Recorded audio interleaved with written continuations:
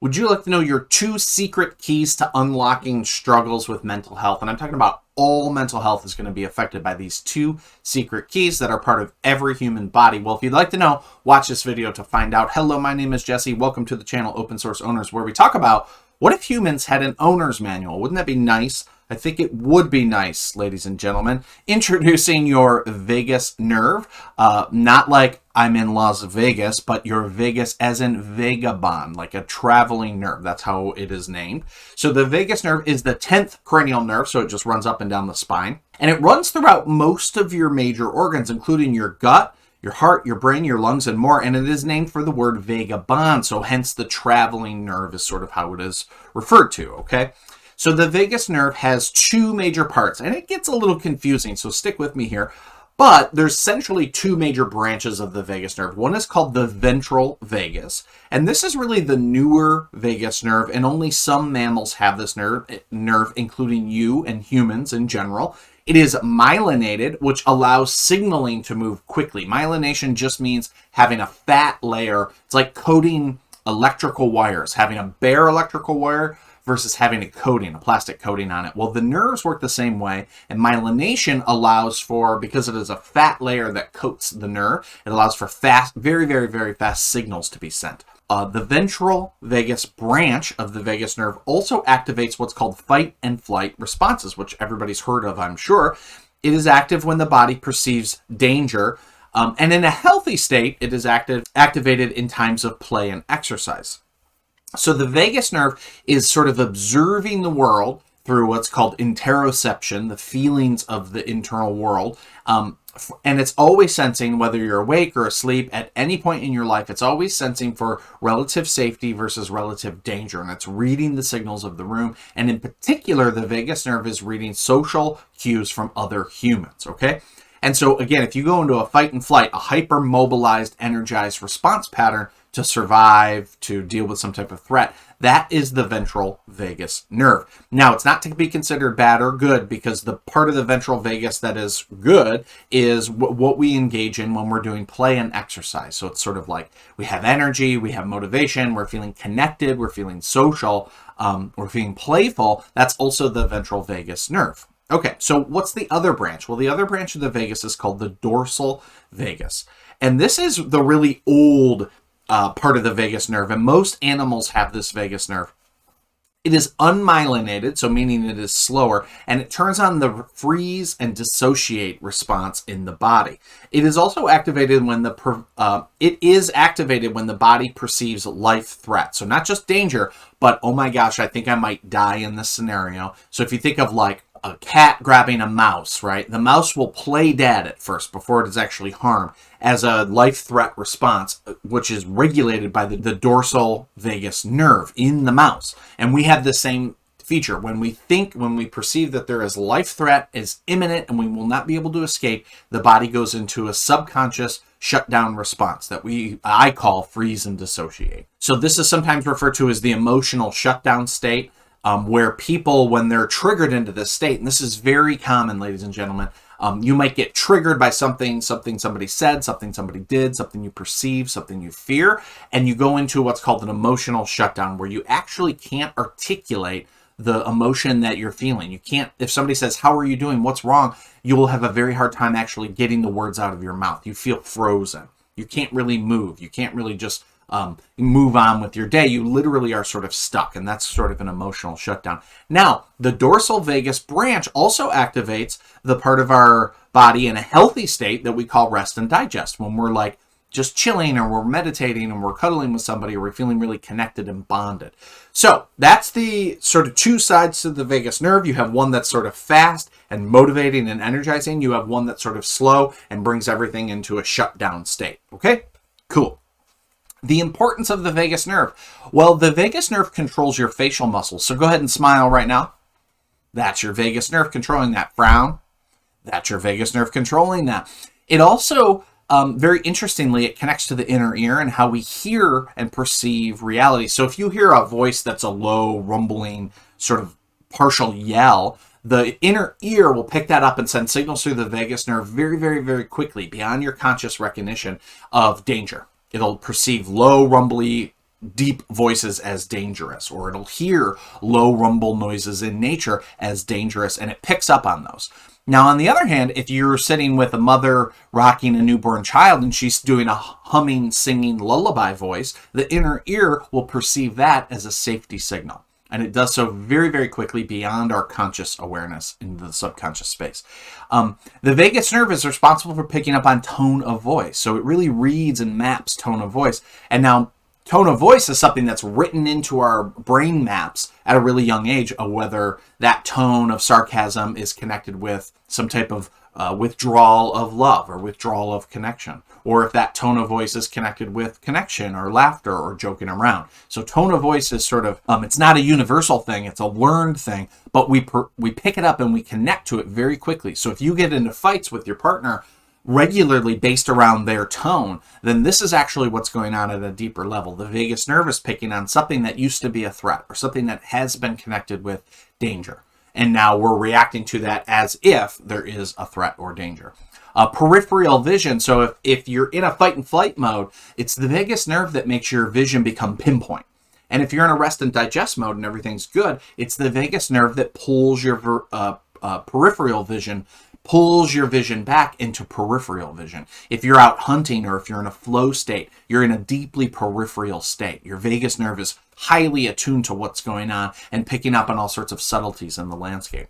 Your heart rate variability is actually controlled by the vagus nerve. This is how heart rate variability works. Heart rate variability is the regularity of your heart in relationship to your nervous system. Meaning, if we're in a safe zone or if we perceive some type of threat, the heart rate will actually begin to change immediately in response to that threat. Well, how does the heart read the threat? Through the vagus nerve. So heart rate variability is one of the central metrics by which we can determine somebody's general baseline health, whether they're in general health or general disease. Heart rate variability is probably the single best metric to measure that. And interestingly, it's sort of regulated by the vagus nerve. This is how the nervous system and the heart are interacting and speaking to each other at all times. Breathing in the lungs is also regulated by the vagus nerve. The diaphragm, the control of the breath, and many, many more things. It connects to the spleen and various other parts of the body. So you're seeing the importance of the vagus nerve. The vagus controls the breath. Now, this is why breathing practices are so crucial. This is why breath work is one of the foundational ways that we can change our heart rate variability and fundamentally our relationship to our nervous system. If you or anybody you know lives in fight and flight or freeze and shutdown modes pretty much all the time, baseline, that means your mental health is sort of suffering. That means your quality of life is lower than it should be. Then what I would suggest is that you work on retraining the nervous system, and the single best way to do that is through the vagus nerve with breathing practices. There's other practices, but the breath is highly in our control and highly accessible pretty much at all times. And that's why breathing is so crucial, because it really changes our vagal tone, which we'll talk about in a second. Your vagal tone is how well you can come back to rest and digest after your body has been perturbed by fight and flight or freeze and dissociate. So you perceive danger or life threat from your environment through your vagus nerve, and your vagal tone got dysregulated. Well, how quickly you can come back to like, oh, everything's fine. I just misread some cues from the environment, or I reacted and got myself safe. And now I'm totally fine, right? Ideally, people will be able to come back to rest and digest and feeling calm and relaxed and collected within themselves pretty quickly, within 10-15 minutes. However, given the rise of chronic disease and the rise of mental illness in the United States and really the Western world, this is not true for most people. Most people struggle with their vagal tone, and we'll talk more about that in a second. Really important, and I want to mention this, is traumatic events, things that cause PTSD. Things like emotional neglect or physical or sexual or mental violence done upon you can actually alter your vagal tone. The way your nervous system relates to the world gets altered by trauma. But don't lose hope, because we can reteach our nervous system and our vagus nerve what the world is and what the world that we want to live in actually is. And that's really the bulk of what this channel is meant to be about. First of all, teaching us the knowledge base behind how and why we can change the body and the brain and the heart and these types of things.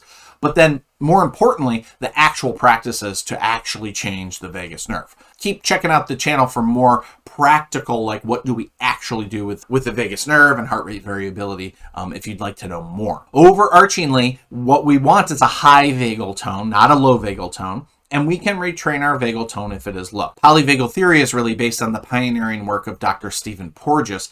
If you study polyvagal theory, then you can pull out some key features of what polyvagal theory teaches us.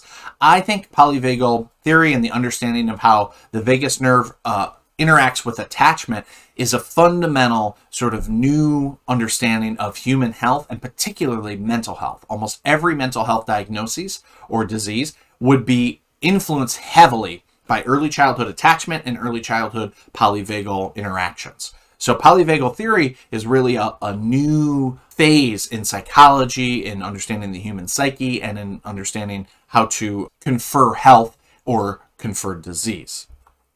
The vagus nerve is how we humans determine safety and or danger of the social world. So babies read in mom and dad's faces and tones of voice very, very quickly, and they begin to map the world based around what they're hearing and experiencing from mom and dad somewhat permanently, and then we sort of project that belief system onto the rest of the social world. So if you happen to grow up with a father who was an angry drunk, let's say, and every time he would get drunk, his voice would get low and he would get nasty and he would say things in a certain tone of voice. Well, as a baby living in that environment, you're picking up on that and you're coding into the world that those tones of voices equal danger. And also you're coding into the world a lot of patterns associated with that. So men who are roughly 6 foot tall and have a mustache are dangerous. So we code into the world at large these very specific patterns that we grew up in. And then we project those patterns onto the rest of the world. And this is why people struggle so much with coping and having fight and flight and having dissociation, because we learned something at a really young age that kept us alive and safe, but that no longer serves us. And then we're going, well, why am I shutting down in the middle of a business meeting? Or why am I shutting down talking to my partner who's never harmed me? Or why am I having these fight and flight reactions when I hear that tone of voice, right? All of this will actually tie back to how our vagus nerve taught us about the world that we lived in. And again, this is highly connected to other humans and what we perceive about other humans, okay? So for a high vagal tone, this is what we can do. Send safety signals to the dorsal vagal. In other words, engage in things that are rest and digest. That's kind of what we're trying to teach our nervous system how to do. And how we can do that. Smile. Go ahead and do a half smile right now on your face.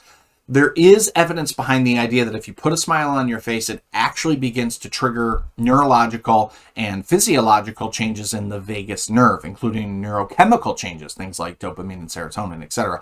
So the whole fake it till you make it thing kind of actually works, but now there's a mechanism. We understand when we smile, we engage the vagus nerve and we send signals of safety to ourselves and to others.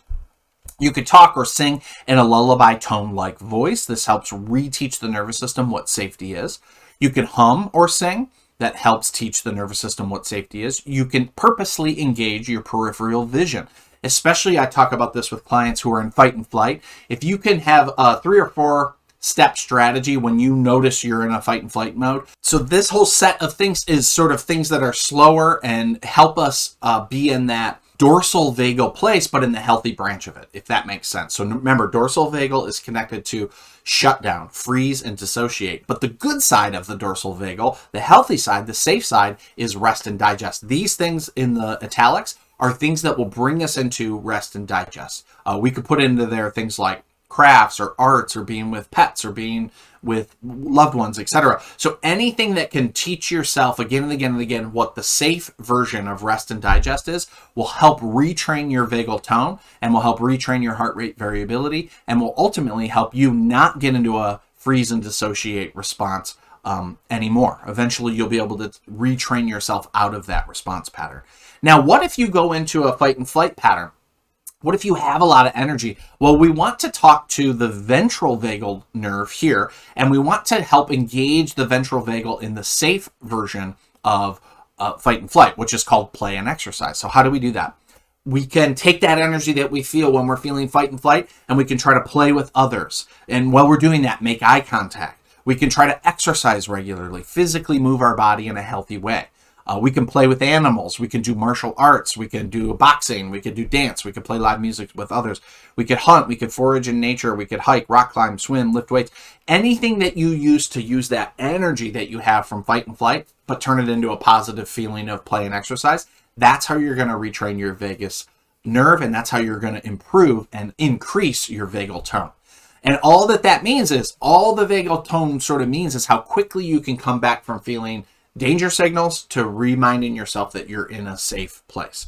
This is particularly useful for people who struggle with mental health, things like depression, anxiety, suicidal thoughts, cutting, bipolar. People who have a dysregulated nervous system, one of the key features to healing then is just simply to retrain the nervous system so that the nervous system is reading safety signals from the environment and from the social connections that we have much more commonly than it's reading danger signals. Unfortunately, many people were raised in an environment in which they got a lot more danger signals, and they mapped those danger signals onto reality, which is their brain.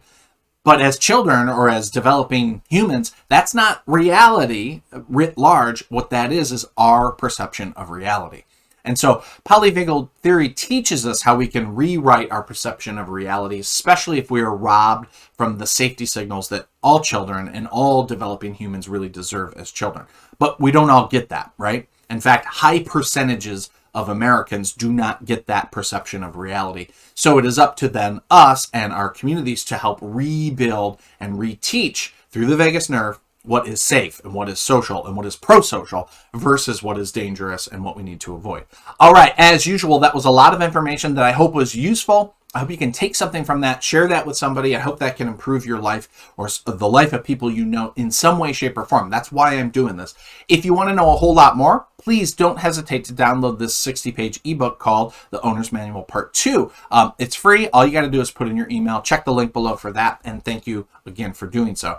So that was your 2 secret keys to unlocking your struggles with mental health. The 2 secret keys are the ventral and the dorsal branches of the vagus nerve. It's really important to know about those. It does not matter if you can remember ventral or dorsal or what they do, etc. That's not the point. The point is to remember you have 2 sides to your nervous system. One side is energized, but it can be negative or positive. The negative side is fight and flight. The positive side is play and exercise, right? We want to favor play and exercise. So we want to engage in things that do play and exercise and reteach our nervous system that energy from the fight and flight can actually be positive and constructive, right?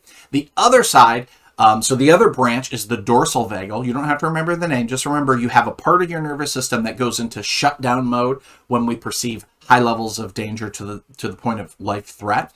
But that same nerve runs the rest and digest part of our body too. And that is critical. And that's what we want to reteach our body, how to return to rest and digest in a healthy, connected, and safe manner very quickly. And the faster that we can do that, the higher our vagal tone is. The faster that we can rebound from life threat or danger signals, the better our quality of life is. And ultimately, the better our mental health is, the better our relationships are. So thank you guys so much for watching. If you liked it, please hit the like button, subscribe, hit the bell, all the YouTube sort of things, and leave comments in the comment section below. I always love to read comments. What stuck out? What seems to be very relevant, maybe what was even confusing or what you'd like me to go over more of. I will read every single comment, and thank you guys so much for taking the time out of your busy day to watch this video. I will see you in the next video. Thank you so much for watching. Have a good day out there. Be well.